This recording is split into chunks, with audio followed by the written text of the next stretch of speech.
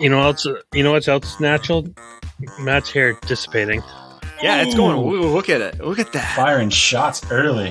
Yeah, Well, Nick is, it's funny because Matt's hair is dissipating and mine is like ever growing.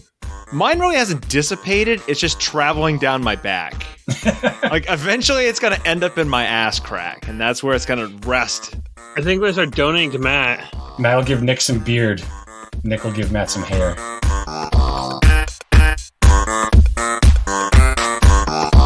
Welcome to the Spindash Retro Gaming Podcast. Prepare yourself for the joy of classic gaming, fired straight into your delicate little ear holes.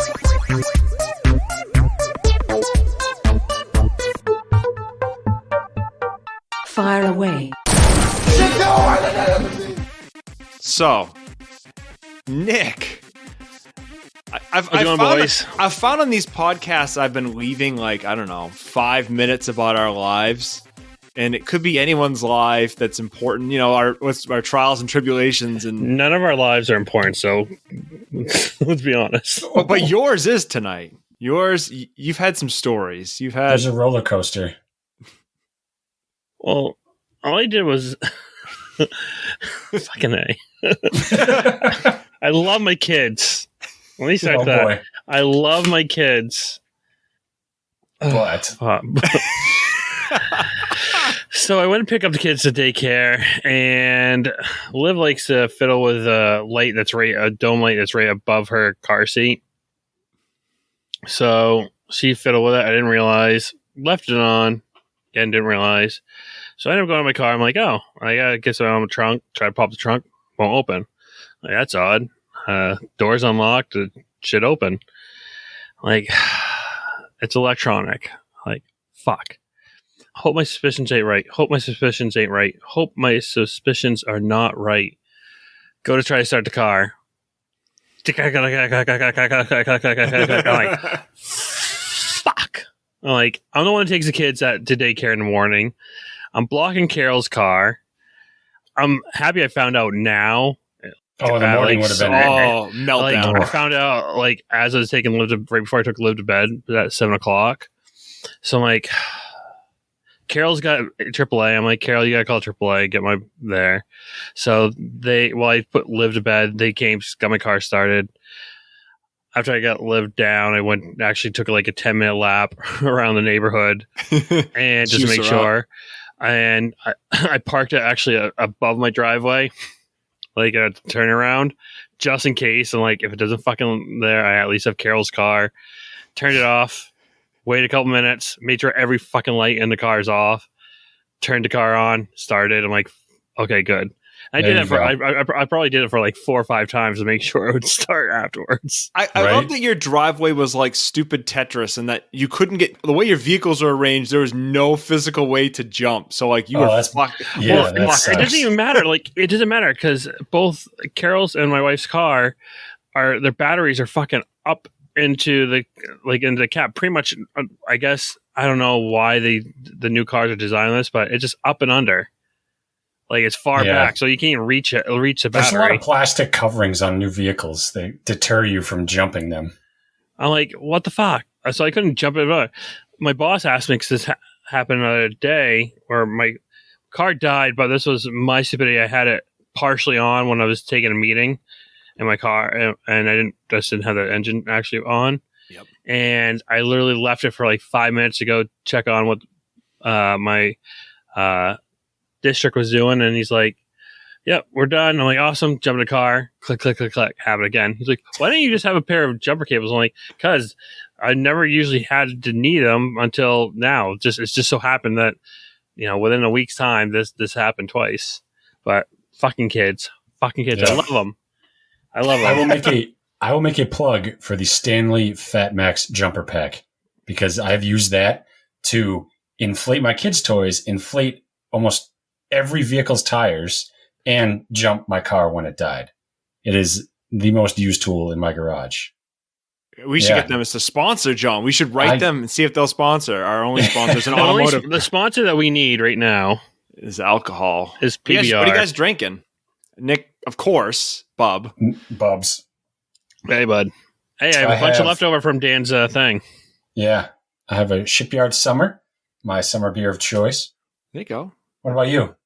So I went hunting. I tried to find Master Landing had a Sonic beer. And I'm like, well, I guess I'm giving away our episode, whatever. Yeah. But they had a Sonic beer. I'm like, oh, man, that'd be so perfect. They had that. It was great. There was literally nothing. And there was nothing I could even remotely tie into Sonic. I'm like, well, this kind of sucks. So I picked up, there's Clown Shoes Zen Garden. It's okay. It's not like top tier, but it's good. I seen it. How is it? Bitter? Bitter is fucking No. Bitter is... It's like it's a good beer, but it's missing something to make it a great beer. It just needs that little extra, maybe a little more bitterness. But the name, Zen Garden, I'm like, well, that could be a Sonic level. I mean... Sounds like it. Yeah. I take it. So that's the best I could do. No Sonic beer for us tonight, guys. Oh, man. Who usually has it? There is someone that has it, isn't it? A bunch of them, and I've seen some other online. Like people have done different. Isn't Mass Landing have it? Yeah, they're the one. They're the one and I couldn't find it. I was real bummed. I think we're gonna have to do themed drink nights at some point. Ugh, I can get dangerous. I'm talking boxed wine for my next episode. Fuck you! I'm not drinking boxed wine. Oh, you pansy! No, I hate wine. Wine is disgusting. He's a grown man with a wife and a kid. Why is he over there drinking Franzia? For $16, you get a box of wine. That's a good deal. It's a different buzz, man. You got to mix it up every now and then. I don't get buzz off it. I just get sleepy, tired, and have the worst hangover of my life. I hope you get mad. We should do a gin night. You and I can punch each other. Slap it's fucking game. I don't like gin either. Ugh. You have weird taste, my friend. Too piney. You hate anything with a flavor that's earthy. Yeah. Like this tastes like pine. Is the person that won't drink any wheat beer? I drink wheat beer. I thought you hate No. That bullshit that Dan drinks that tastes like a barn. Yeah, Allagash tastes like a fucking barn. It's like I'm drinking a barn. Yeah, I've had worse. I don't know. I see your point. It does taste a little grassy. But then Moxie tastes like, bong water, so... Shut the fuck up. Yeah, that's... You disgusting, horrible being, you. Get him! Moxie's delicious. Cures COVID. Cures COVID. We're gonna get this episode pulled down. Oh my God. They go through if you're talking shit about COVID on some of these some episodes, I can't remember if it's Spotify or what it is. They'll pull it down. So Moxie cures COVID. We're gonna have a warning. These people are not doctors. Oh. So you guys got any pickups? No. Wait.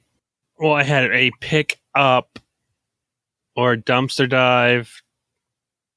Trash picking, a pickup that only Matt will like, and I paid nothing for this pickup. It was free. Oh, I like free. Free's good. Free. I got myself a lovely, I'd say about, I don't know, it's kind of hard. Dual speaker, DVD Toshiba CRT TV. Woo! Yeah. You're join the club. All right. Well, I had the television, and I was told that maybe it wasn't just reacting well with the flat screens I have. And they're right. It wasn't. I got a little bit more something out of them when I hitched up there, but I think it's because I really do actually have to replace this bad boy right here. So I gotta get a newer version of this. So but when you do, you'll have a CRT. It'll look fantastic. So I'm hoping that's all I need for the television. I'm hoping that it's just that simple there. But I did get a reaction. I do know it turns on. So if anything, it's something I assume with that area with the video output. What's the screen size on that bad boy? Good question. I'd say about 12 inches. Solid. So here's my question, Nick. You mentioned this offline, but what was Nicole's reaction when she saw your new pickup? What the fuck is that? That was exactly. She's like, you got that at a dump? Yeah. I was like, I need it. I couldn't find. I was hoping like the Facebook Marketplace would have something. I'm like, okay, nothing. Like, well, I'm at the dump. I'm like, hey, can I take one of those TVs? Like, yeah. I'm like, okay. Worst case, I'd bring it back and it didn't work. So I got home, worked. I'm like, awesome. Took it downstairs, left it up. Like, I put it up, like, nonchalantly in the corner. And Nicole's never down here. So I was like, okay. And she just so happens to be down here when we're getting something. And she's like, what the fuck's that? I'm like, oh, I need a CRT. Why? You have 3 TVs. Why do you need that one? I'm like, because I can play my old games on it. If it's in the house, you're home free. You just have to get it in the house. If you said I'm going to stop you at the door. Well, I luckily I have and back of me is a lovely door to the backyard. So smuggler. Yep, the bulkhead. I'm sure we all have stuff that our wives don't know that we brought into the house. Lots of things. But I'm not the only one with pickups. Yeah. Who else got pickups? Johnny Boy? I did. Ooh. What? Yeah. Few and far between these days, but went to some yard sales because that's kind of the place that I like to go to find them. And I picked up Halo 3. Didn't have a copy.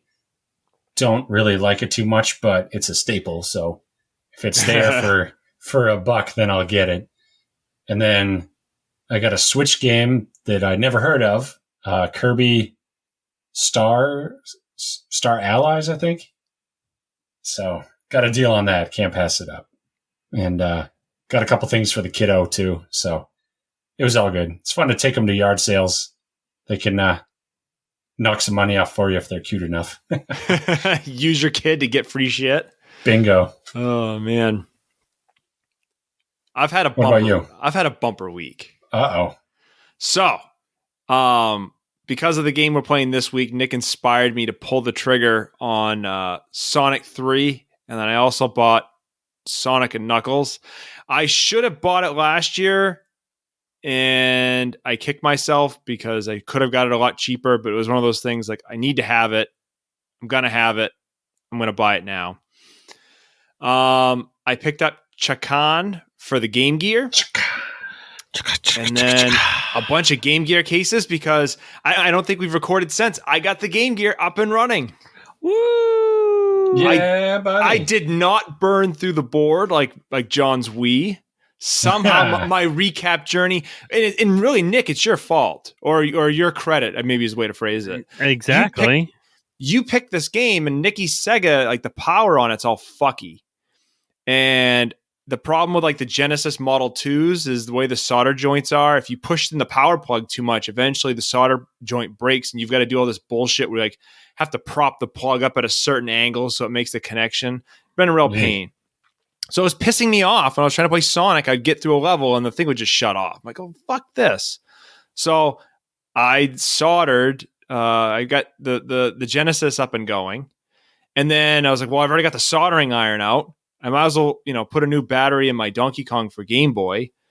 And then that got me like, well, maybe now's the time to touch that Game Gear. And it turned out okay. So all right. I'm now on a Game Gear kick. So, I've been looking at Crystal Warriors for John. That is stupidly expensive for me right now. How much is that going for right now? It's not, it's like $40 for what it's worth, but really? We did it on the show. 40? We did it on the show. So it's kind of like, I feel like I'm going to have to do it. You have to play it legit. Yeah, I don't know. So that's what I got for pickups. I'm going to have something, I think, the next time, and then I'm probably going into another dry spell. Yeah. Bumper week. There you go. Goodwill hasn't been producing, but here's something for both you guys to look forward to come August 12th. One of the places I volunteer at for raising money, they host a huge yard sale at the Cumberland Fair. Oh. And last time I got the Fatty PlayStation 2, the Wii, and 2 Pokemon games for like nice. $40. It's a good haul. Good haul. Yeah. So, and they're going to be good. So, yeah, Mark your calendars. I'll save my money up. Yep. Save. There's some good because most of what it is this people just getting rid of stuff and donating it because it's going to go towards a good cause. So, good way to get some cheap stuff, games. Nice.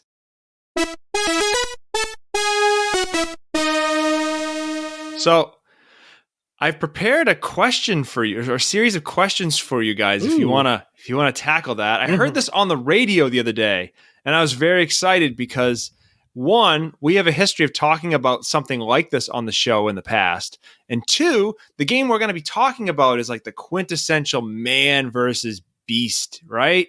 I mean, you got tiny woodland creature versus the evil scientist. So. Man versus beast. So here's what I got for you guys. And this is relatively new. It just came out. It was just announced on the radio. So there was a survey on YouGov. And it was 1,224 Americans were surveyed. And the questions were, could you fight and beat this animal in a fight to the death? So I'm curious where you guys come on this list of animals and if you're very similar to your fellow Americans or if you're a little more extreme. Okay. Let's start off the list. A rat. Kill. Yeah. Could you fight a rat to the death? 72% of Americans thought they could fight a rat. Only 72? How about a house cat? Oh, yeah. Yeah. I would do that for fun. 69% of Americans thought they could fight a house cat and win. Wow. You're unarmed, by the way. Just mano a mano. A goose. Oh, God. Yes, but it'd be one hell of a fight. Those fuckers are mean. There's one goose that lived in Caribou, Maine that I will never go near again. Fucked shit up, didn't they? Oh my God. My cousins had a farm and they still have it. And they used to have animals. And there was this one goose and it was as tall as I was when I was a kid. And that fucker would bite so hard and it bit me on the neck. And for like years, every time I'd see a goose, I'd flinch because it got me. And it was an asshole. Like you even looked at it, it would chase you. Well, to be fair though, John. Wait a minute, John. You have PTSD from a fucking Canadian goose. I was like 3 years old. It kind of fucked me up. Kinda? He was like 30. Every time you see a goose. He was 30 years old and he got attacked. What happens when they fly over your house? Start, you just start freaking twitching. Yep. Gets into his bunker. So again, you could take heavy damage, John. It's just a matter of you win. You need to come out alive and it needs to be dead. It doesn't matter what shape you're in. All right? Yeah. 61% of Americans thought they could fight and win the goose. These numbers are just dropping every time. Get ready because it gets stupid pretty quick. A medium-sized dog. So my dog. Yeah. Yeah.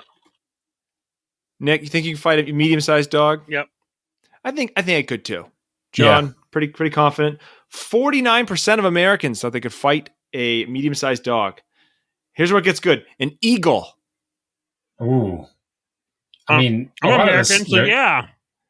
You're going to have to like snap their neck, right? Like that's how you. I think if once you get a hold of a wing, it's done. That thing's on those talons. That thing's going to shred you. However, you're going to win. It's just going to be miserable. Yeah. That's where I kind of. So eagle, 30% of Americans thought they could fight and win against an eagle. A large dog. So we're going Saint Bernard style. Rottweiler. German Shepherd. I'd even lump into that maybe. I put 50-50 on that one. Yeah. It's gonna be a will of. It's gonna be.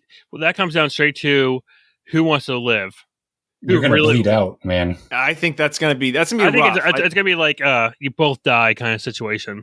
That's about where I draw the line. Large dog. 23% of Americans think they can fight a large dog. Jeez, that's low. All right, here's where it gets good. A chimp. Nope.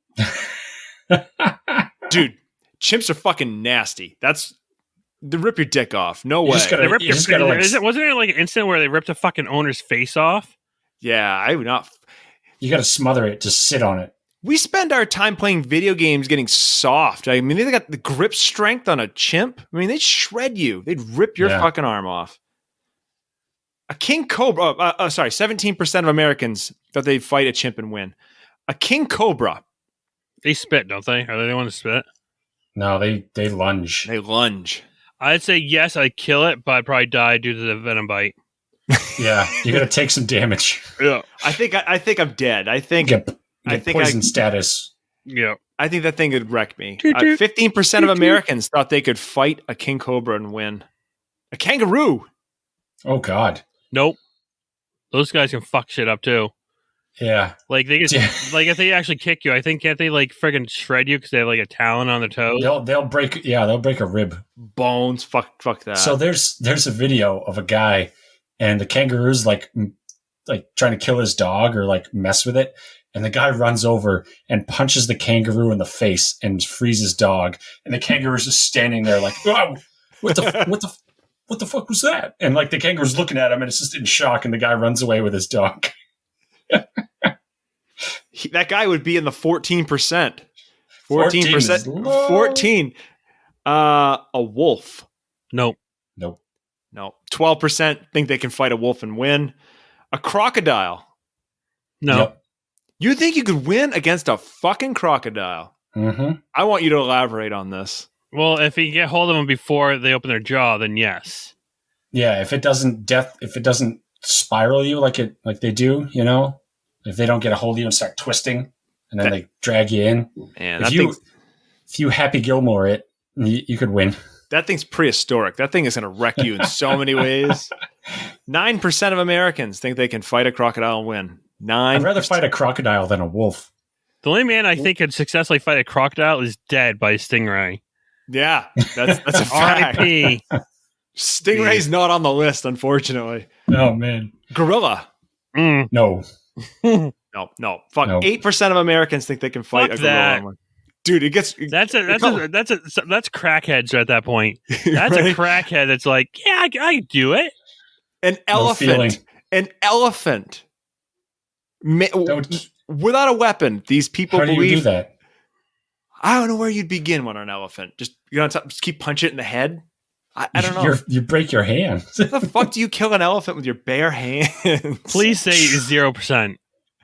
No, and in fact, 8%, the same that thought they could fight a gorilla, think they could fight an elephant. Again, what are they on? PCP? Because maybe you have a chance. You take your own arm off and beat it with your arm. All right. A lion, Nick. A lion. No. Also, 8% of Americans think they can fight a lion and win. Are these like 10 guys from Alabama that just are really cocky? Actually, when you look, because there's a way you can sort by gender. Early on, there's a big gap where men are just like overconfident and they can kick the ass of these animals. But as you get into like the more fierce animals, the gender gap narrows. So you have an equal amount of women and men thinking they're going to fight these things and win.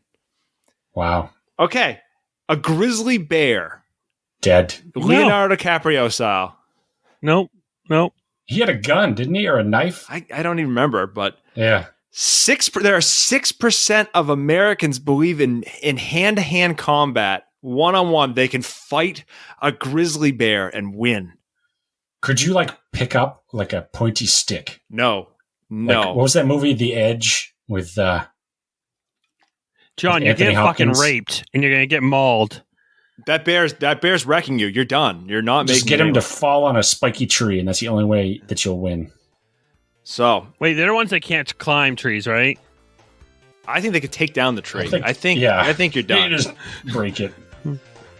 Gentlemen, I don't have it on here. How many do you think you could fight a hedgehog and win? Yes. I don't know. I'd sneeze on it. I'd have a tough time, man. Those things are cute.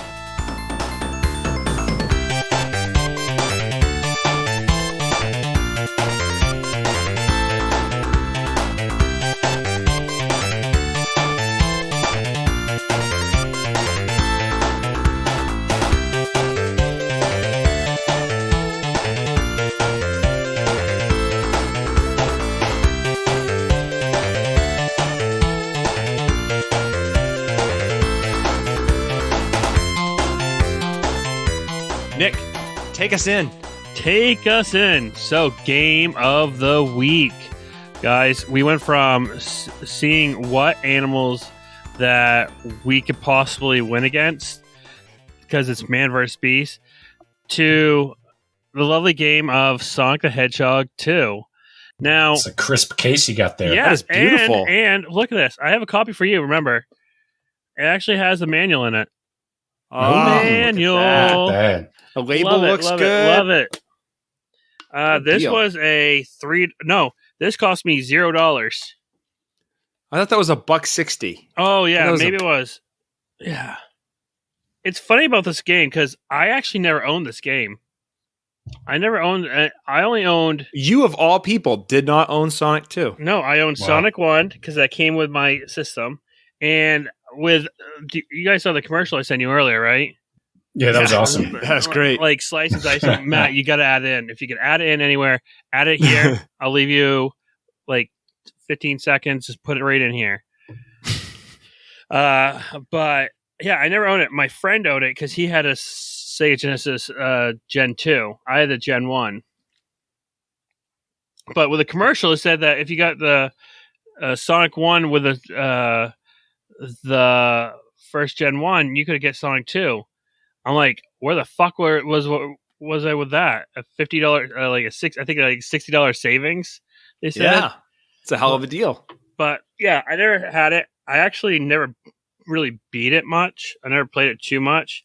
It was pretty much the first one, and then the third and Knuckles I played the most on Genesis, which we'll always get into. I'm sure we'll have that down the road for you, Matt.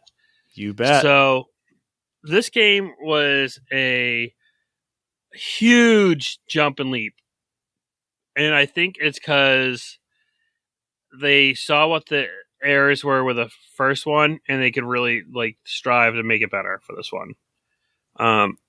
Wait, John, did you have a copy of it? No. Not in your even your collection of PC discs. You never had a copy of it. Yeah, John, because this literally was on every fucking known thing out there. I think I had Sonic CD and the Sega collection. Gotcha. And then Sonic and Knuckles. Matt, did you have it? Yeah. No. In fact, you didn't have a Sega, right? I didn't have a Sega. My only exposure to this game was probably similar to John's, and I think we've mentioned this multiple times on the podcast already. I played Sonic 2 at Sears. So this is the place where I got all my retro gaming experience, or current gaming at the time. My parents would go look at fucking shit at Sears, and I would go play. It was like Sonic 2 was always the game that they had for Genesis that was playing. This is such a popular game. I'm surprised it's there. Do you know how many consoles this has been on? And other ways to play it? Literally, yeah. The Genesis, the Saturn, the PC, the GameCube had it, the Xbox had it, PlayStation 2, PlayStation Portable, so PSP, Virtual Console, Xbox 360, PS3, Play Sega. I don't know what that is. Never heard of that. One of those controllers, maybe? Possibly. Like the plug-and-play controllers, yeah. Oh, yeah. The DS had it.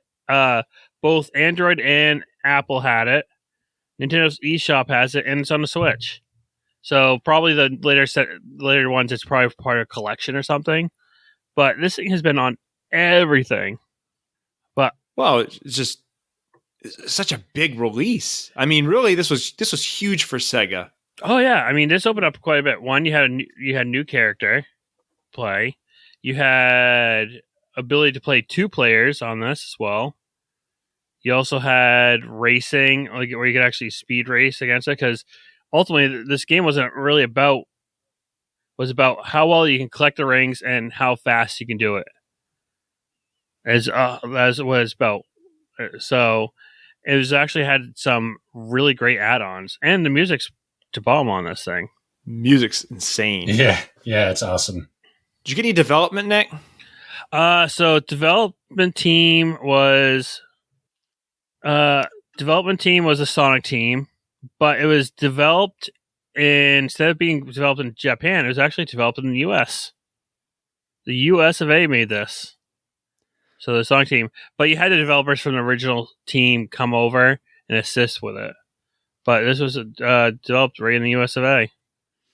So I have some history for you. This is what I was taking notes on the other night because I took no notes on anything else. So you can run the train on this. The only thing I focused on was development. Mm-hmm. So Sonic 1, right? Came out in 1991. I think we went over this in the Sonic episodes that we've lost, but just to kind of refresh, Sega needed a mascot to compete with Nintendo. They had Alex Kidd. He's a fucking monkey. Not interesting. They needed something better. So they considered a bunch of things. They considered a rabbit that could throw things with its ears. They had Eggman was somewhat considered at one point. Then they kind of settled on animals that can roll into a ball. They modeled Sonic after Felix the cat and slapped him on Mickey's body. He was called Mr. Needlemouse, which is a great name for somebody's penis. We'll work on that in the future. So they originally wanted to give him a rock band, Vampire Fangs, a human girlfriend in America. America said absolutely no. That's a lot of weird shit. Stupid. It's very Japan though. That was America. I think that was the idea. No, maybe that was the idea that the Japanese. I think it may be the idea that the Japanese pitched to the Americans. America, we were like, it's got to be edgy, you know. Kids need this edgy, so you can't just have a hedgehog. He's got to be a vampire hedgehog bagging chicks. That makes sense because the Sega was really pushed, especially later when they found out what they wanted to push it through was pushed towards teenagers.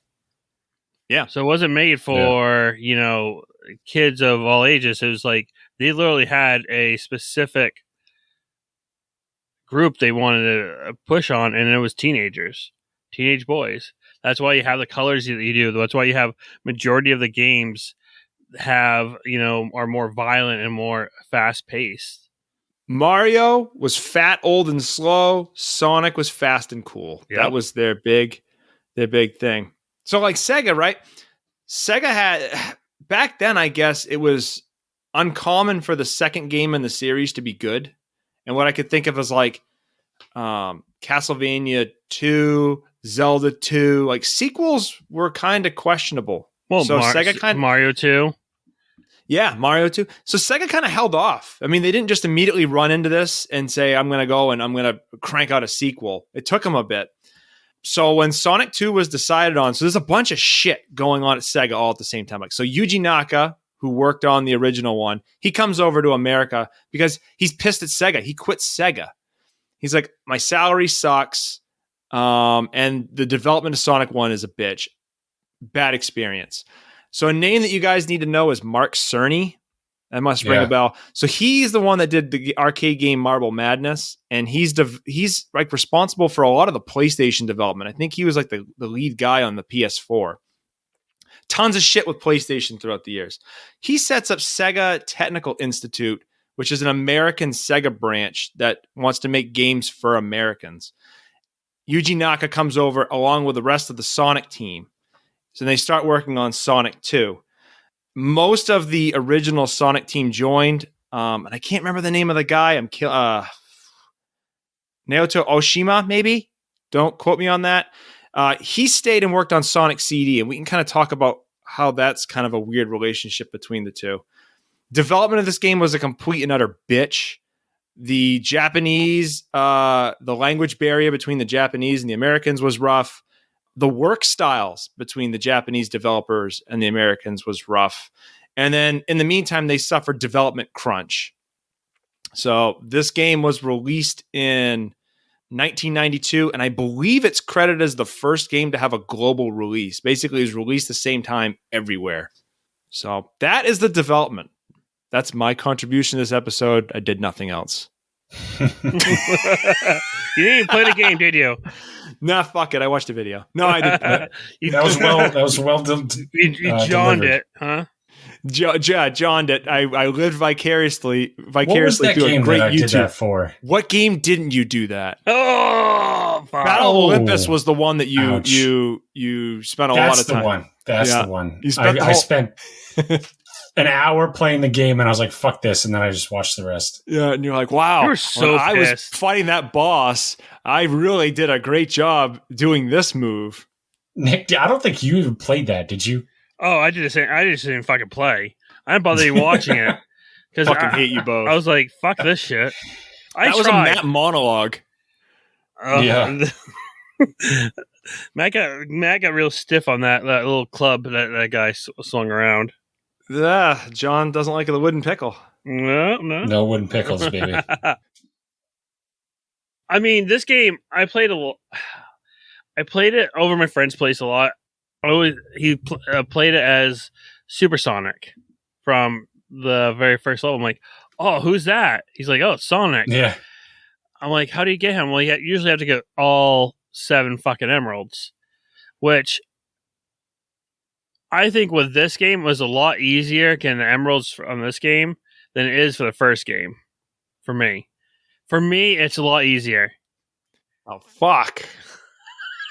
Dude, I'm running through that pipe. So yeah. So to live let's go special zone. Let's jump right into the special zone. How do you not like that? It's so much fun.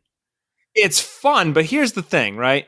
On Sonic 1, when I'm doing like the topsy-turny flippy thing, it's just me I have to worry about. In Sonic 2, I have Tails snatching up all my rings, and then the dumb fuck, because he's like a little slower than I am, runs into the balls and he loses all his rings, and I don't have enough rings. No, that is so it's like he barely gets any rings. You don't lose his rings. His rings don't count. Oh, they count. Well, he counts towards your total. They count towards the total, but if you lose it, it doesn't count towards the decrease. No, but you're still losing out because he got him and then lost him. Yeah, he loses them. You don't want Tails to get fucked. So, question: why didn't you just go into fucking settings? That many? Whoa! Stop! Why didn't you just go into fucking settings and just switch it to Sonic only? You know you can do that, right? Yeah, but there's Tails. What in your right mind does Tails do anything good for you through the whole game? Nick. So he here's the is thing, right? equivalent to Luigi in the Mario games. Fucking he flies useless. the plane, guys. He flies the plane. So he's even worse. So fuck. So here's like fucking Tails miles is per like, hour. He's like that kid that follows you around and like you just want to jack him in the face, but you can't. It's basically John in college. No, you're an angry kid. No, so like Tails, he'll go and he'll get the rings, and sometimes like depending on like if you hit the ball, spiky ball thing, and the rings go flying, he'll end up in front of you. So it's like, get the fuck out of the way. You never had that happen where he ends up in the front? I played once with him. I didn't collect it. I didn't bother worrying about the emeralds the first time. Just beat the game that way for the first ending. Then, because I know you can go into the options and just exit, so it's just you playing as Sonic, and I went through it that way. Well, I know you can do that, but why would you want to? You wouldn't have this great conversation that we're having.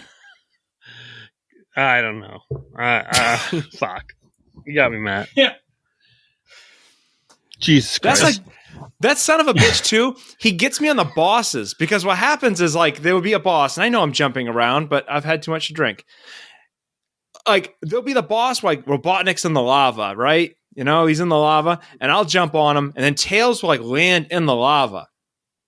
I'm like, oh, great. So I'll jump to go back and jump on Robotnik, but Tails, because when we jump at the same time, he jumps up and hits Robotnik. Robotnik flashes. I fall in the lava. I die. I lose all my rings. It's like, you fucking asshole. You just fucking killed me. Tails killed me more in this game than any bad guy. Whoa. But he's such a great character. Yeah, I like him. But fuck him. I actually, okay, besides obviously that, I thought it was still a good... I think it was a good add-on. Now, I think it added something else, because it was kind of like he became the little brother for Sonic. Yeah. So I think what happened was they did it to, get maybe that little bit younger generation, like, oh, hey, play with your friend, or play, play with your little brother, your sibling. Give your little brother a controller. Yeah, exactly. So I never had, any problem with it. I mean, I liked the character. I think because when I started playing this game, and I don't know if it came out, let me double check. Did it came out at the same time as a TV show? There were two. I believe there were two Sonic TV shows. There was like a shitty slapstick comedy one that was canned right off. And then there was like the serious, like Sonic Saves the Earth with Captain Planet kind of style thing. That one was better. There was two. There was two Sonic shows. I like both. I remember one. I don't remember a second. I know it. I think they got a little bit more serious. Yeah, the good one was serious. Well, there's so many TV shows that they had. Let's see, TV show. All right. Well, let's go into Sonic the Hedgehog, which came out in 1993, which is based pretty much off the second game. And I don't think I see... I think the one you're talking about came out a little later down the road. Oh, the shitty slapstick one? Well, I think there's the one that started introducing a lot more characters into it. That one came down, I think, 94. I think I came out when, the Knuckles and Sonic 3 more era. So Gotcha. the one I'm talking about was the slapstick one. And it kind of coincided with the one that you don't like. But let's talk about the awesomeness that was that cast, though.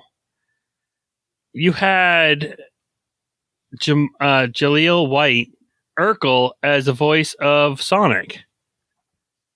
That's the one I watched. Yep. And that's the only one. Oh, wait. Sorry. Bradley Pierce. So, remember the kid from Jumanji? The little brother from Jumanji? Yes. He was the voice of Tails. Okay. All right. And others are just voice actors that you probably wouldn't know. Did it follow the story? Not that Sonic 2 had an amazing story, but did it follow? I can't remember. Well, apparently Tim Curry was a voice in it. In the one I didn't like, or the one I did like? Yeah, the one you didn't like. Well, I maybe have King to give that Acorn. a second look. He was King Acorn. I have no idea. Yeah. No idea. Looking at some of these people, I do not know the rest. Oh, Jason Marsden, the voice of Max, as well in the Goof Troop. Okay. Oh, Taj Mahal was in it too. So a lot of people lended their voice to there.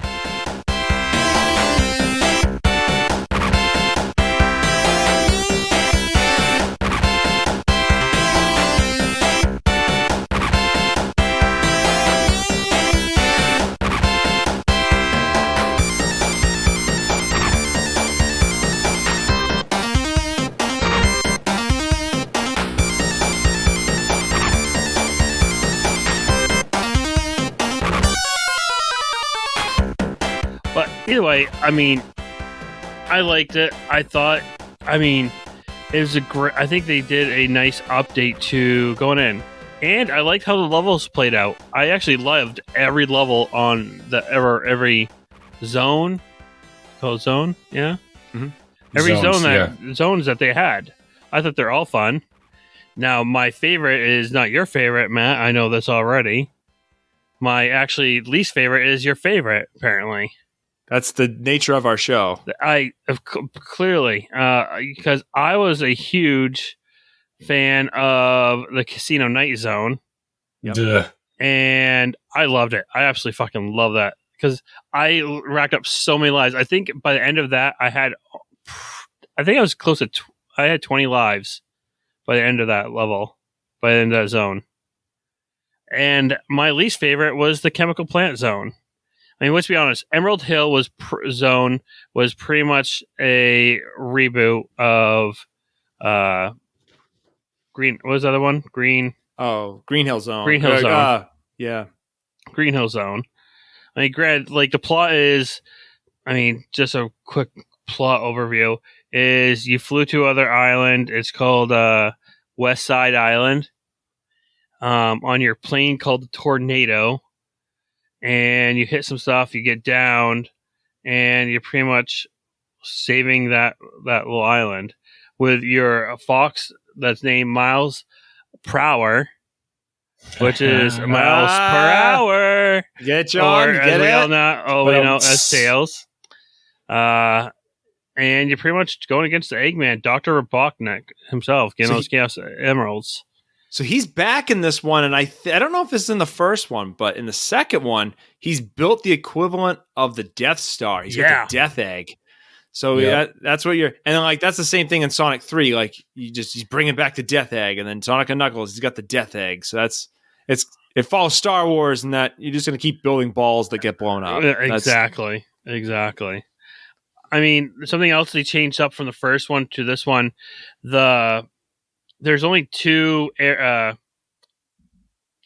levels per zone, excluding the last, I think, 4, if I'm correct. No, there's only one level that has 3 acts. Metropolis Zone has 3. Yeah. Then Sky is just 1, and Wing Fortress is 1, and then Death Egg's just 1. So there's 11 zones altogether, but of those, you have only 1 for the last 3. So I think they're bigger, but I feel they move a lot more smoother. Yeah, I think that's the big, and maybe we can touch on what's different between Sonic 1 and this, because I know, John, you fucking hated Sonic 1, and the no spin thing was rough. Yeah, but I think like the big thing, like if you were to tell me like what is the difference between Sonic 1 and Sonic 2, level design. Sonic 1, it's like you have moments where you've got momentum and you're moving, and it can be fun and fluid, but then like something pops along and slows you down, and it's just like, oh, this is a slog. Sonic 2 is just like fluid. I mean, there's no other way I can describe Sonic 2. It's just like you want to keep moving. They've got that momentum. I felt Sonic 1 was a beta. Like, it was very beta. And Sonic 2 was there, okay, we got everything locked down, we know what we want. So it was already set to go. And what I think Sonic 1 was not, they tried to make it like layered. I don't know if that's the best way to say it, where you could go one route or you can go this route. Where Sonic 2, you had like almost 3 different routes you could go, but it flowed. Like they could flow in and out of each other. So depending on which way you wanted to go. One of the things that kind of the dovetail on that and kind of tie in the levels. So Chemical Plant was my favorite level because I think it's the fastest level in Sonic. In any Sonic game, I don't think there's anything faster than Chemical Plant. And I love the music. I love everything. But Emerald Hill is basically this game's correction or improvement on Green Hill. And then you get to Chemical Plant, and it's like, okay, here's where in Sonic 1 I end up in the marble zone or whatever the hell it is. Yep. And it's slow in the lava, and I want to hang myself because it's so boring. You get to Chemical Plant, and it's like, holy shit, this game has gone nuclear on me. I mean, it is fast. Yeah. Yeah. And the other ones are just all, I think what happens is they all flow, and they all are just fun levels as well. Like, there wasn't a zone that I did not really hate. Hilltop was fun. Like I said, I love Casino Night. I may have a gambling problem, and that's probably my way to... Actually, I know I have a gambling problem. To satisfy it. Because I may have done a couple... put on Turbo or whatever for the Pokemon games when you're in the casino. And this and that. This probably started something that shouldn't. So thank you to Pokemon Red and to Sonic 2 for creating my addiction to gambling. If you have a problem, please call the number for gambling in your local area and seek out help. Jesus. But next to Casino, what was, so obviously mine was Casino Night. Matt, you said your was Chemical Plant Zone. Yeah. John, did you have a zone that you just liked? It was like kind of cool. Yeah, Metropolis was kind of cool, a little challenging. Emerald Hill was fun, probably the most fun because it was easy, and I kind of suck at Sega games. So, well, I think, you like Metropolis? Oof, that is a fun one, actually. Now I think about it. Yeah, I have a love-hate with it. The music is phenomenal. It's probably my favorite track in all of it. But those fucking guys that throw the praying mantises that throw the scythes, it's like you whip right up and then boom, it's just like I get hit. It's like, you fucker, where the hell did you come out of? The slicer, right? Yeah. Yeah. But that music was so good. Names. Wait. Let's see if I can find their names in my trusty that guy's called the Slicer. I remember that. John's got his number. Yeah. The Slicer. What? While Nick's looking that up. I like the boss. Well, I actually like the boss. Yeah, John, you're right. The Slicer. Mm-hmm. I think I liked also a lot of the added villains that they added here. You got Grounder, which was a pseudonym. Was he another one? Was he in the first one, Grounder? I don't remember. Yes, he was. He was. He was this little dude that. Yeah, he's got the pointy nose. Yeah. So, Chomp Chomp. I like the coconuts. It's kind of weird what they named these guys. Like the literally didn't go too deep on these. No, they did not. Like the grabber, the crawl, chop, wisp, Rexon. That was that the thing, Dilophosaurus, or the thing that looks like Nessie that's in the lava zone. No, yeah. Spiker, Flasher, Crawlton. Flasher? Yeah. Like that's that lightning bug in Mystic Zone. Oh yeah, fuck that thing. That just randomly stops and then it becomes a lightning bug and they just fucking lose all the rings. Aqueous, which was the seahorse. Octus, which was the octopus. The starfish was Astron, Matt's or John's Slicer, the praying mantis. Then you had the shell cracker. You reminded me of something, Nick, on the levels when you mentioned the dinosaur things that were in the lava and Hilltop Zone. Yeah. So one of the things that was cool about this game, and it's kind of cool in that like people who are not working on the same thing have similar ideas. So Sonic CD is all about time travel, which was being developed, I think, right around the same time. But initially, Sonic 2 was supposed to be about time travel too. And that Hilltop Zone, I can't remember what it was, but I think it was supposed to be a past version of Emerald Hill Zone. And that's what those dinosaurs are from. Like Chemical Plant and Metropolis Zone were supposed to be in the future. And they just scrapped it and they just made it all like one seamless flow. There's a lot of ecological subtext here. Well, wasn't this also during a time like where, I know it's even prevalent now, but was that also during the time where like Save the Earth, like you had Captain Planet, you had that Swamp Thing, fucking Oil Ocean. That's pretty poignant. Yeah, so I mean, you had a lot of eco themes in the games back then. But well, I mean, like Robotnik is capturing animals and cramming them in robots and making them fight. And he's like the techno dude.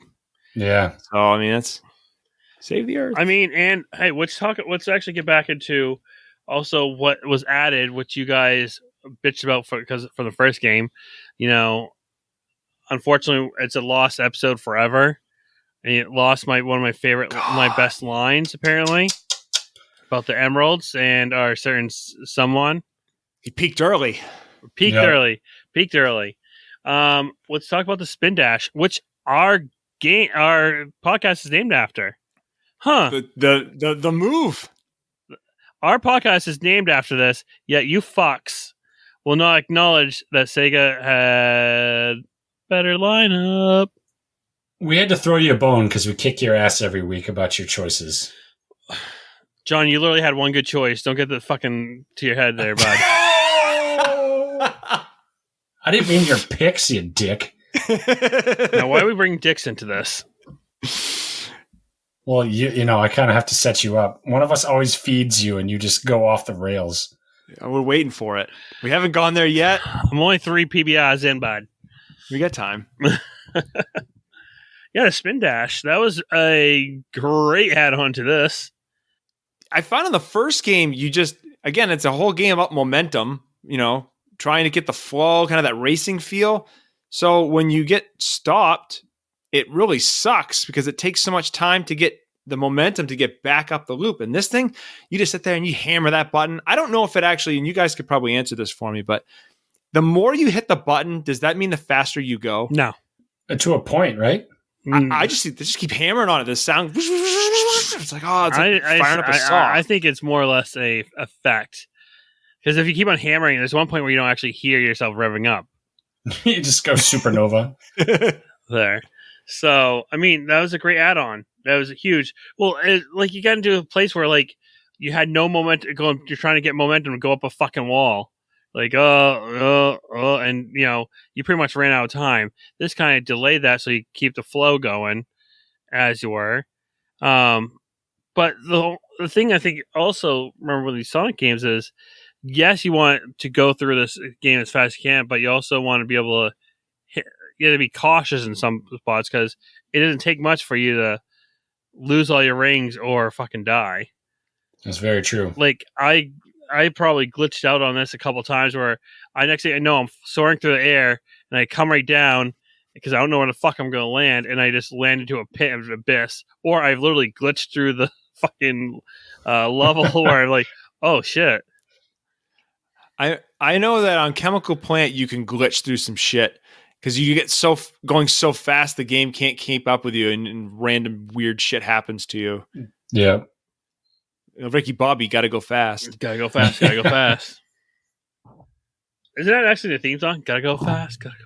Yeah, actually it is. It's one of the theme songs to one of the Sonic games, Sonic shows. On our lost episode, I memorized and sang the Sonic Boom song to you guys, and it's lost forever. And I don't remember what it is, so I can't serenade you guys with. And something.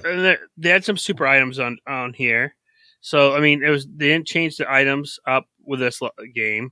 So you still had the shoes to make you go faster, the rings to give you more rings, extra life, the super item, the shield, and then the invincibility.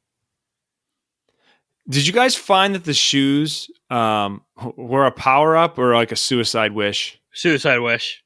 Yep, that was me. That was too fast, man. It was too fast. I'd instantly die. I would actually just wait there and just go. Just let them go by if I accidentally hit it. But I mean, you got the save zones, which were the like little pendulum markers where you went to the race. You had 7 different things, special zones to get the Chaos Emeralds, and they added something else, Supersonic. Now there's 2 ways to get them. Obviously, collect all the emeralds, which I did as an adult, but what I used to do was the debug mode. So you would use the debug mode, open up a secondary debug option menu, and then you type it. You use the sound codes, so you would literally change the sound of each level, and then what that would do was give you the ability to do supersonic. The only thing you had to do was get 50 rings, but you pretty much it's like always you can fly for one. And you can run pretty much like you always have running shoes, and you're invincible. So it made things a little easier, Matt. It's easy at the end when you have supersonic. Oh yeah, a lot easier. That is my biggest gripe with this game. I don't know if we're ready to jump into that or not. We can take a little bit. We can back up a little bit.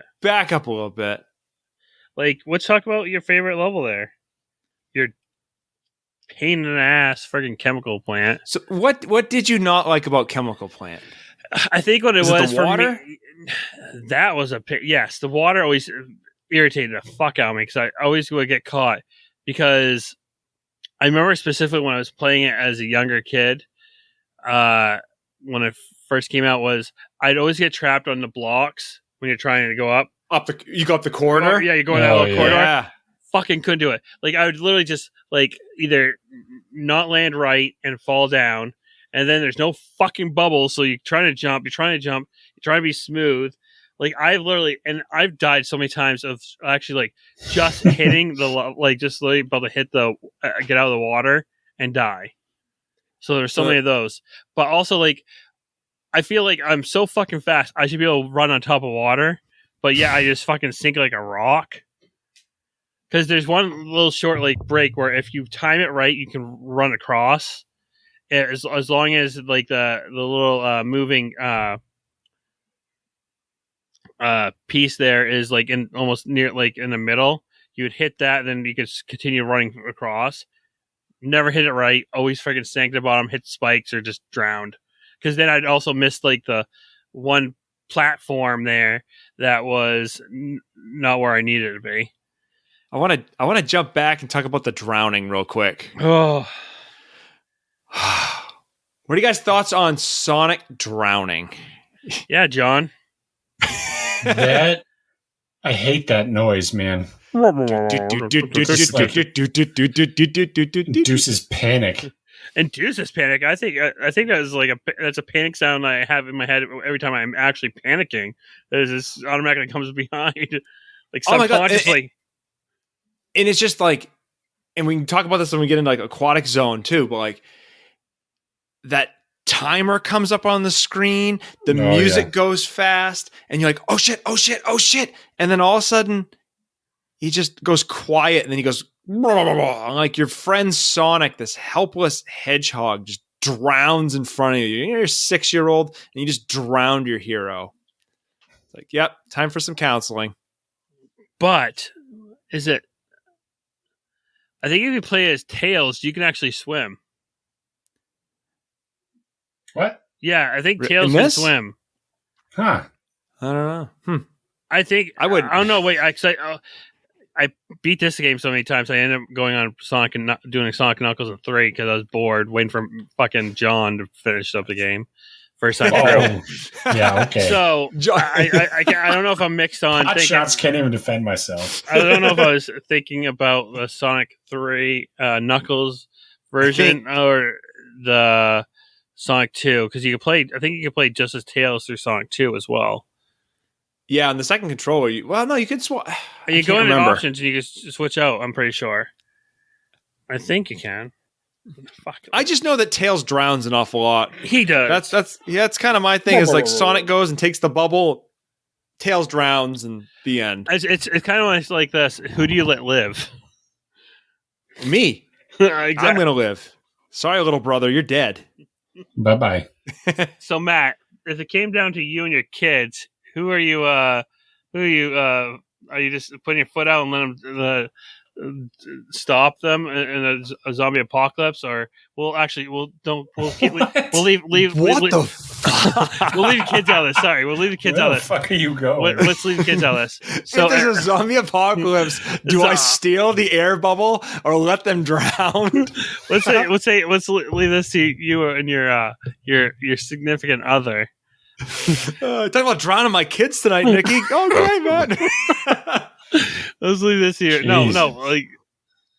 Oh man, shit got dark on this. Man, Sonic brings out the worst in us. And probably enough PBR to do it. So Nick's level is 4 PBRs, and then shit gets fucking weird. Shit gets weird. This is like Battle of Olympus, though. Like, would you rather, cut off your dad's dick or eat your kids? Or I can't remember the bullshit question I posed to you guys. I mean, you guys are so bizarre. well, actually, think about it. This game literally was like, hey, you're probably, 92 this came out, right? So yeah. I was 6 years old. So at the age of 6, you're literally watching your little quote-unquote brother, Fox, die because you had to get the air bubble. There can be only one. It's the Highlander rule. Mm-hmm. So at 6, maybe this is why our youth now is this doesn't know death, is because at age of 6, we had to make the choice of who lives and who dies. Yeah, I'm sorry. If it's me and my little tag along, excluding kids, Nick, my children. I didn't mean it like that. If it's me and my Fox companion, I'm sorry, Tails. You're going to the bottom of the pool, my friend. I'm sorry. That little fucker didn't. No, but I'm not going to defend Tails because he's taken some bubbles from me too. He will take your bubbles. That little pop, pop. So you're saying it's a revenge thing then? Yeah, I mean, he comes back, I suppose. Man, this is just like torpedoed my night. This got dark. John, carry us forward, John. Wow, guys.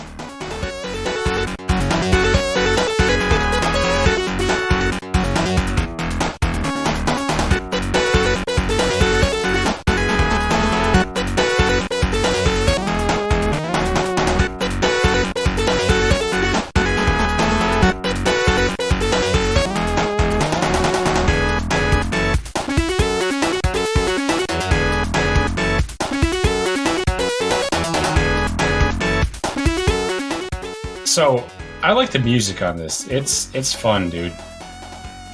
There's a pretty cheerful, pretty funky. It's good stuff. It's great music. I like it better than the gameplay. Really? I played this game before we did this episode. I played this game for a total of 15 minutes in my entire life. At a friend's house in 1994. So I don't know. I don't have any real history with it, and I'm so used to Nintendo that this is just, it's weird to play Sega games like this. Cause like my bread and butter is Super Mario World, right? And that the timing and the flow of that game, and this is just a lot different. So you're either going 90 miles an hour or you're going 0. You know, and like Mario, I feel like there's a little bit more edge control. Whereas this, it was tougher. So I died a lot, of course, because I suck at video games. But yeah, I like the music. I like the aesthetics. I just can't get the Sega gameplay down. I find Sega, just not to generalize, but Nintendo has a way of making their games, and I find a lot of Sega games are more arcadey, for a lack of a better term. And generalizing, major arcade games versus. I mean, Nintendo was too. You know, Donkey Kong. You know, Popeye. You know, they've got a big arcade history, but not like Sega. Sega really was. Their bread and butter was arcades, and I don't know. In a game like this, you can kind of feel that. It's got that racing feel. I mean, Sega's known. Sega's got some fantastic racing games. Look at the special zones that you hate. I mean, those are all racing. They also added like almost a quote unquote 3D look to it too. Yeah, it was unique. I mean, the game's a looker. Yeah, that's one thing that, you know, the Genesis hardware is not. In a lot of ways, it's not up to snuff with what Super Nintendo could do. But what the Genesis's strength is it can throw a lot of shit on the screen at once. Again, going back to that arcade thing that Sega's known for. You know, shooters, tons of shit moving around on the screen. Like, you got that in this game. And you didn't have to worry about too much lag or anything either. No lag. I mean, well, that's not true. When you lose your rings, sometimes there's some lag. Yeah. But for the rest of it, man, this game just moves. It's like butter. By the way, I just got Emerald. I've had to test out the theory. You can play just as Tails. You can? Yeah. Yeah. Nice. And he flies through the level, right? Like, yeah, it's so you cannot use his special ability of flying at all. So I think in 3 you can actually use his, if you like double tap B when you're jumping, you can do it and you can actually fly through the level. And I think that's the same for swimming as well. That's the same for swimming. So I was incorrect about the swimming part, but you can definitely do it in the third one. But I think what this game did is every iteration of this game, it added what was missing from the previous. You know, I think this one, they also updated the graphics a little bit. It seems to be more cleaner, more better design. I don't know what your thoughts are, Matt. I find that the aesthetics of it are brighter. The first game, I think, is a lot darker than this. This game is like, again, the Genesis can't do the number of colors that the Super Nintendo can do, so they relied on a lot of tricks. A lot of shade. Didn't they do a lot of like a shading or? Yeah, I'll get into that in a sec.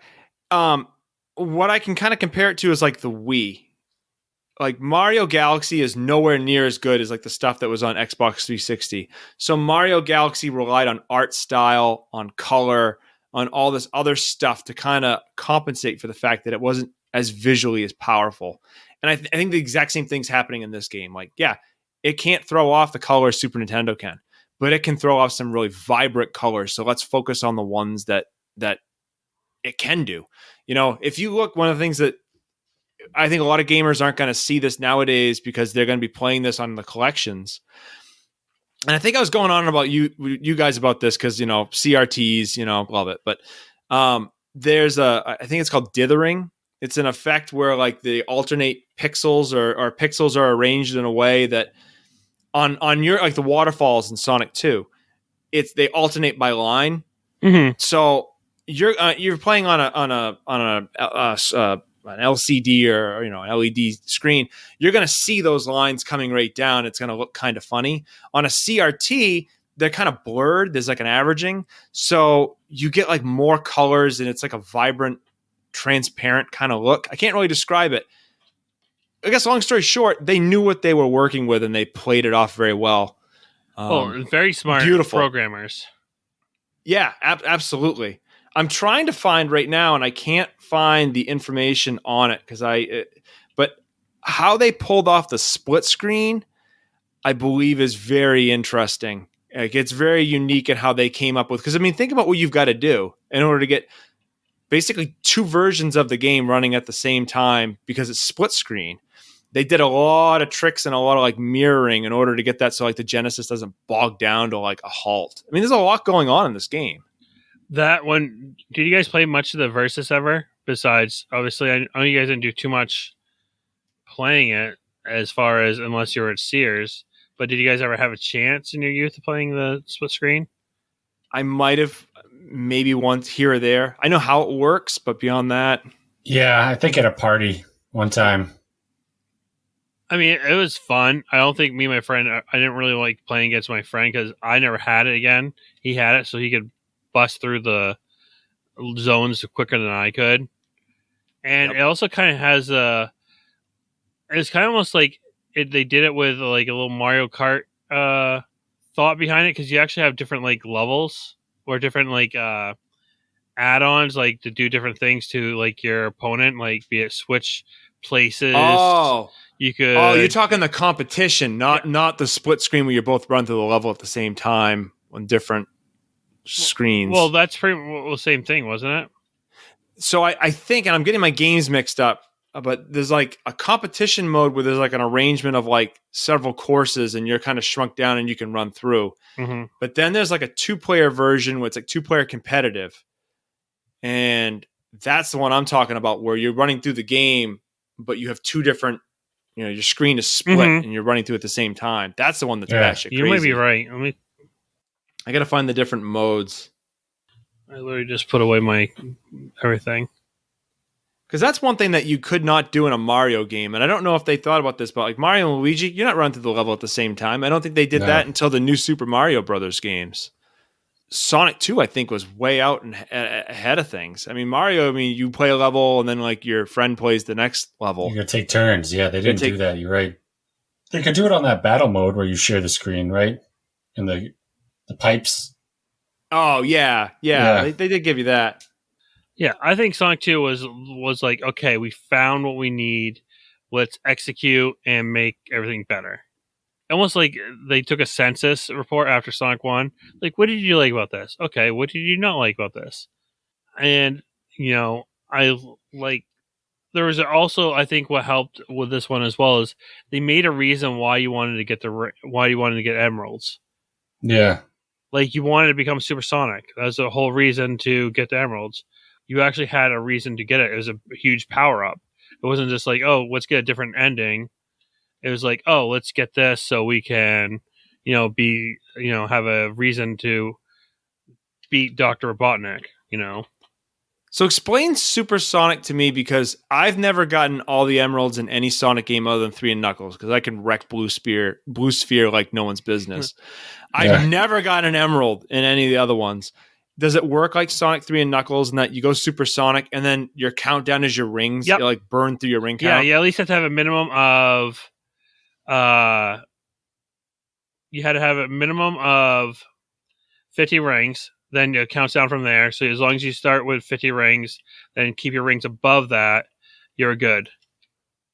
So that's all it was about. And then once you keep it, like you said, you're invincible. You're still prone to death by like going through the level. The typical stuff that you would have. Yep. Going through the level, you can drown still. You could still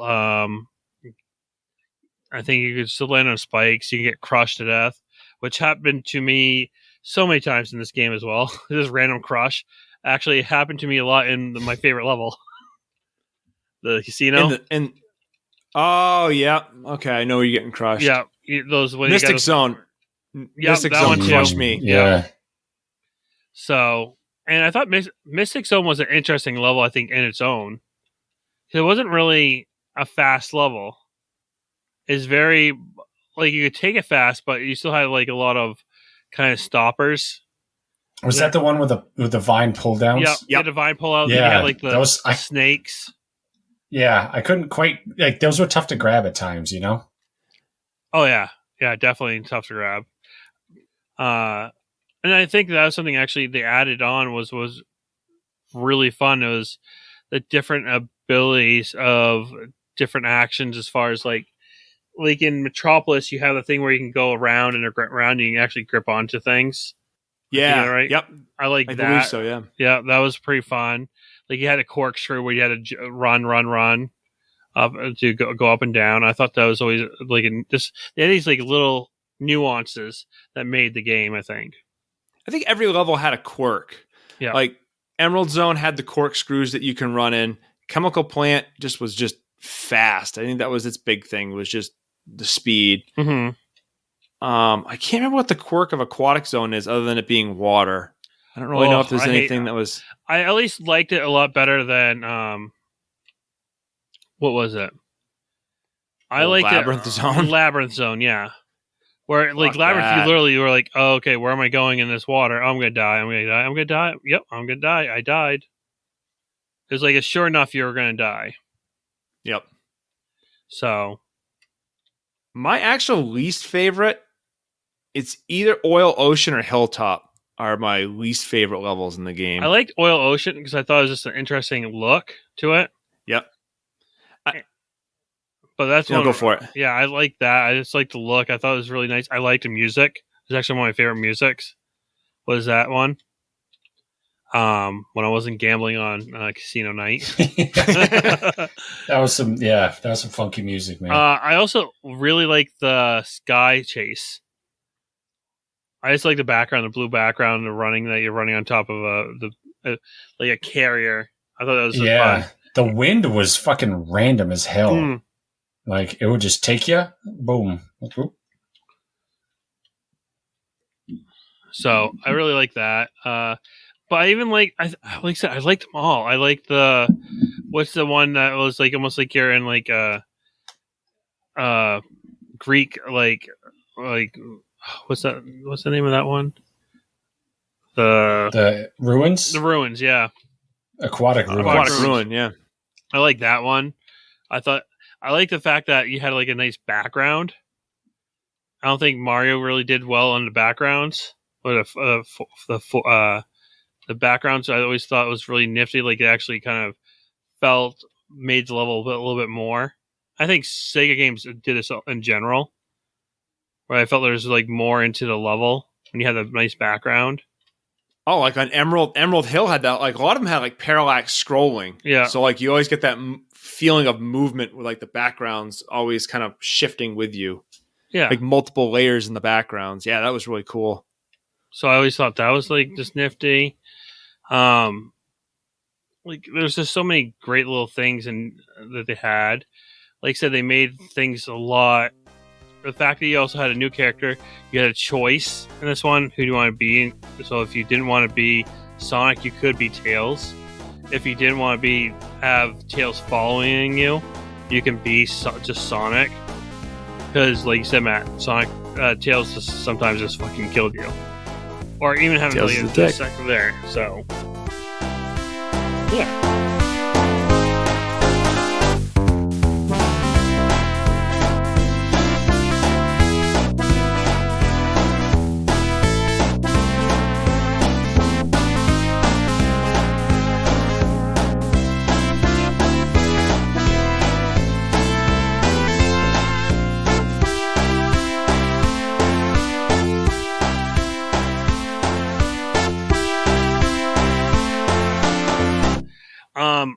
I was actually a big fan of the two bosses.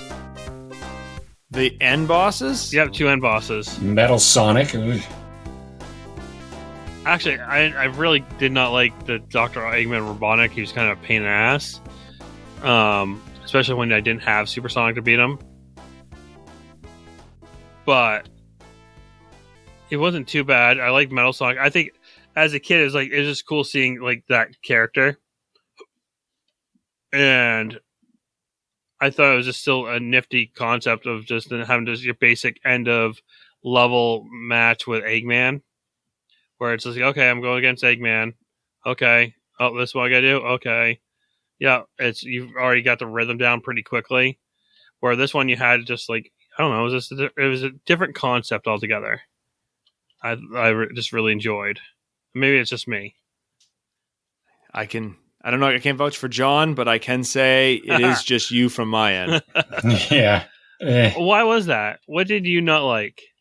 So I like Metal Sonic. He's cool, and I like Robotnik.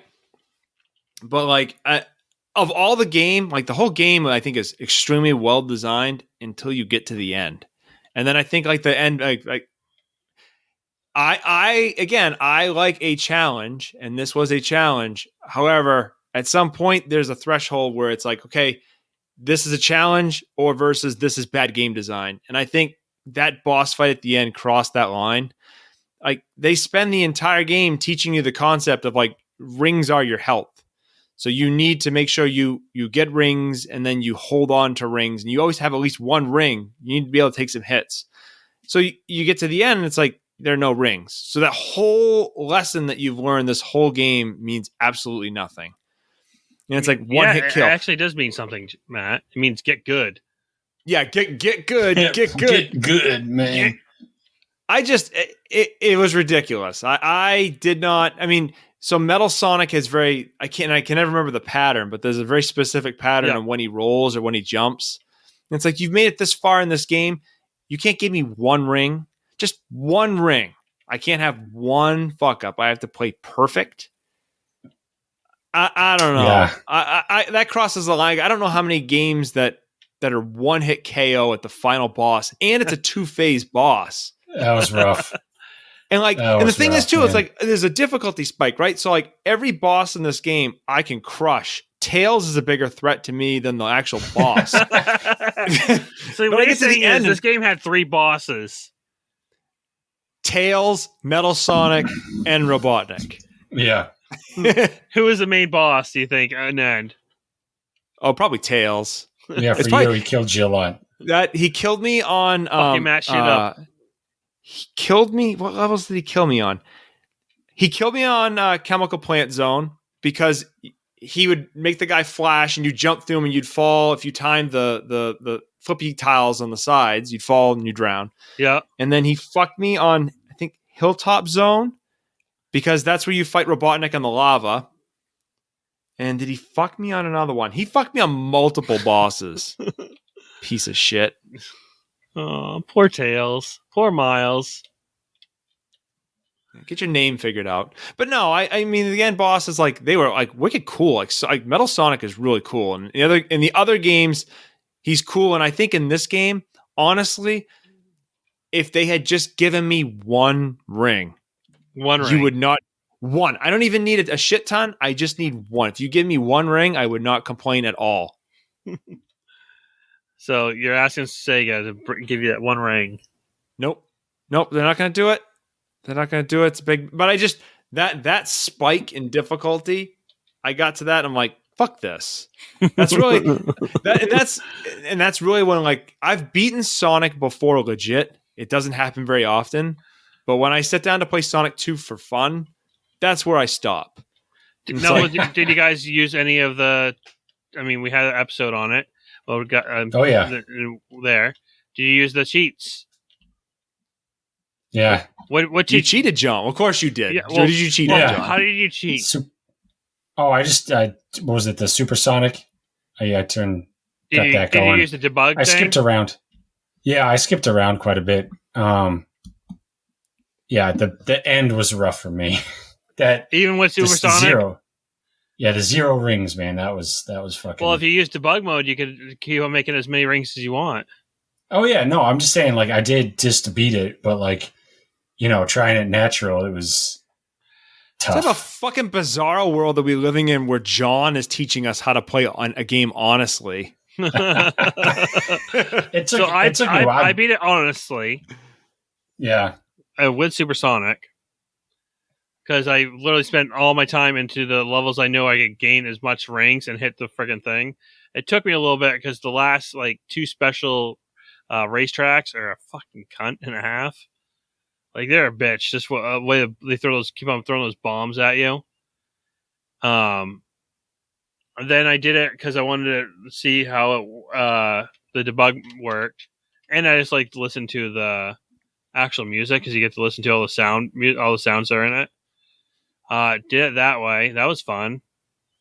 I mean, I enjoyed it. It was just great, and you get to see 2 endings as well. So you get to see the one ending where it's just like, what is it?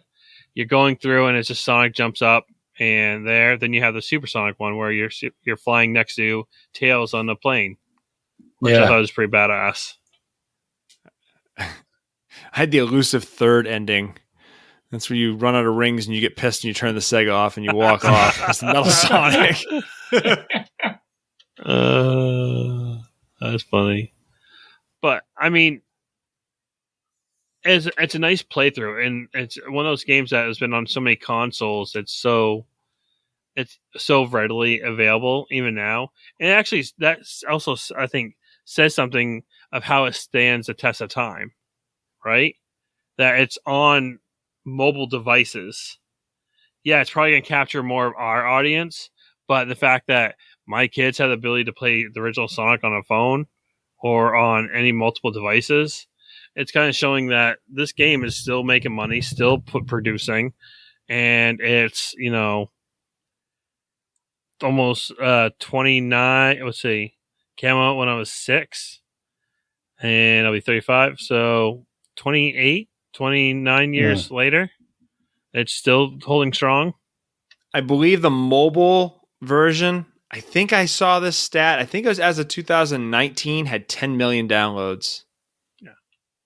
It sold 6 million copies, I believe, when it was on the Genesis. It's one of the cheapest games you can get for the Genesis because everyone had it. Yeah, you can get this game for $1.60, like whatever you did, because I bet the attachment rate is literally 1 for 1. If you had a Genesis, you probably had Sonic 2. And I'm sure there's people that didn't have it, had friends that had it. The game's just been absolutely it's great. It just had so many just things. It brings back nostalgia. It's a good play. It's fun to just put like 20, 30 minutes in, because literally 5 minutes you can be almost, I can say 5 minutes, if you remember the game, you could be almost halfway done, if not near the finish of the game. Wait, what? Yeah. 5 minutes? That's ballsy. I think, yeah, you could be halfway through the game, definitely in 5 minutes. I could be done Emerald Hill. I could be done Emerald Hill in 5 minutes. Yeah. Emerald Hill in 5 minutes? Yeah, you got 2 acts. Yeah, I could be done quicker than that. Beating the boss? I don't know. That's a bold statement. I want to see a video. Put it on Twitter. Do I have to recreate Speed like run. I did? Do I have to recreate like I did when I did that cape thing? Yes, which we still haven't seen. Oh, I know. I need to do that again. 2 years in the waiting. 2 years in the waiting. I'll have to replay the game again. I haven't replayed it in a while since I think we recorded for it. So rating. Let's just do a quick rating on this. I'm a solid 9 on this bad boy, always. It gets an 8 for me. It would get a 9 if I had 1 ring at the final end boss. I thought you could say 1 ring if you Tails didn't fucking kill you again. I'll stomach that. He means well, but fuck him. Yeah. I'm gonna drown him later, anyways. All right, John. I'll give it an 8, man. Every Sonic game or every Sega game you pick lessens my hatred for it. Ooh, am I slowly converting you? The convert. I'm coming around, man. And once I get a Sega, I'll probably I know you gotta get one, more. sir. Yeah, I'm working on it. We'll see. That my goal is get John a Sega by the end of summer. My goal is to make John play Phantasy Star. Any one of them, not the third one. Any one of them. I had Phantasy Star online for my Dreamcast. Ooh. Different bird. It's a different bird. Oh, well then, Mr. Fucking... I'm drunk, sorry. Who has the next game? So, all of us, technically. All of us? Oh, yeah. Or because we had to push out your Fable. In typical Spindash fashion, we've pushed out Metal Gear Solid again, which was originally going to be episode 9, and now I think we're aiming for it to be episode 29 because of Dan's wedding. We're not going to have enough time to play through it. So John and I were talking. I don't know if you were in on that or not, Nick, but we said, well, we'll see if we get Paul on. Yeah, and we'll do Super Metroid because Paul loves Super Metroid, but his work schedule has kind of been a bitch lately, so I don't know. So fingers crossed John can bug Paul so much that Paul will come play Super Metroid with us. If not, it's just the three of us, but this is kind of a... He can't punch me like he used to, so I can bug him guilt-free. Well, we have socials, Matt. You want to take us out on the socials since I usually do it? Yeah, so Spindash Retro. We are on Twitter. We are on Instagram. You can follow us. You can subscribe to our podcast. We're on all major podcast, all catchers. Wherever you get your podcast, you should be able to find us there at this point. Yay! So please subscribe if you like what we do. Hey, we have a listener, by the way. Let's stop real quick. Hi to our one listener that we know of. We have one listener Mom. out there. Hey, Mom! And any please rate and subscribe as always. Any comments are welcome. Any complaints go straight to John. He loves them. He's sadistic as fuck. So please send them. Howdy doody. And we're looking for feedback. What do you guys like? What do you don't like? We don't really give a fuck, to be honest, but we still want to hear it.